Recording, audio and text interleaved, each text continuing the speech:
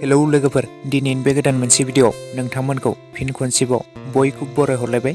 लोगोफोर, दिनै आं बे भिडिअनि गेजेरजों नोंथांमोननो AJ A films and production बेनारनिफ्राय दिहुनजानाय गोदानै आबुं मोनसे अफिसियेल मिउजिक भिडिअ जाय मिउजिक भिडिअनि टाइटेलनि मुङानो जादों हर गेजेर।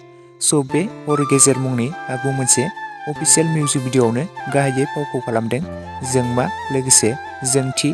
मेथाइखौ रोजाबदों बिसेश्वर बसुमतारी, मेथाइनि लिरिक्सखौबो होदों बिथां बिसेश्वर बसुमतारीयानो, प्रडिउसखौ खालामदों जोंसार बसुमतारी, डिअपि एडिटरखौ खालामदों निरेन ड्रेगन, मुवायाव दङ हायनारि बसुमतारी। लोगोफोर, बे मिउजिक भिडिअखौ बावैसो रिलिज खालामनानै होदों। दासिमबो जुदि नोंथांमोना सोरबाफोर नायालासिनो थादोंब्ला AJ A films and production चेनेलाव बयबो थांनानै नायहैदो। बे मिउजिक भिडिअआ जोबोद मोजां जादों लोगोफोर। दासिमाव जुदि नोंथांमोना बे मिउजिक भिडिअखौ नायालासिनो थादोंब्ला बयबो AJ A films and production चेनेलाव बयबो नायहैदो। बे मिउजिक भिडिअआ जोबोद मोजां जादों। नेक्स्ट आपडेटआव दङ बड'लेण्ड एन्टारटेनमेन्ट बेनारनिफ्राय दिहुनजानाय गोदानै आबुं मोनसे बड' अफिसियेल मिउजिक भिडिअ।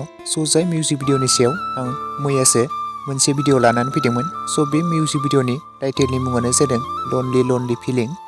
बे मिउजिक भिडिअआवनो गाहायै कास्टिं महरै दङ मनिषा लोगोसे शंकर, मेथाइखौ रोजाबदों आलपिन स्टन लोगोसे बेबी राभा, लिरिक्स टनखौ होदों बिथां शंकर, बिथाङानो मिउजिकखौ खालामदों कापिल बर', करियोग्राफ डाइरेक्सनखौ खालामदों राहुल बर', डिअपि पस्ट प्रडाक्शनखौ खालामदों हाजिम रामसियारि।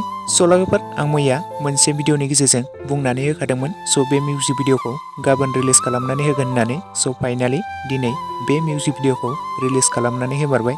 दासिमाव जुदि नोंथांमोना बे मिउजिक भिडिअखौ सोरबाफोर नायालासिनो थादोंब्ला बड'लेण्ड एन्टारटेनमेन्ट चेनेलाव बयबो थांनानै नायहैदो। आरो बे मिउजिक भिडिअआ जोबोद मोजां जादों लोगोफोर।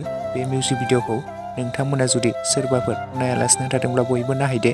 नोंथांमोनाथ' मिथिखायो बिथां मनिषानि फाव खालामनाय मिउजिक भिडिअफोरा माबायदि जायो। बेनिखायनो नोंथांमोना सोरबाफोर नायालासिनो थादोंब्ला बयबो बड'लेण्ड एन्टारटेनमेन्ट चेनेलाव बयबो नायहैदो लोगोफोर। लोगोफोर, लोगोसे आंनि दासिमनि भिडिअ आपडेटआबो बेखिनियावनो। भिडिअखौ नायनानै जुदि नोंथांमोना मोजां मोनदोंब्ला लाइक खालामोब्लानो जाबाय। लोगोसे चेनेलाव गोदानै फैदोंब्ला साबस्क्राइब खालामनानै खाथिनि बेल आइकनखौबो अल प्रेस खालामना लादो, जाहाथे नोंथांमोना बेफोरबायदिनो गोदान भिडिअफोरनि आपडेटखौ मोनबाय थायो।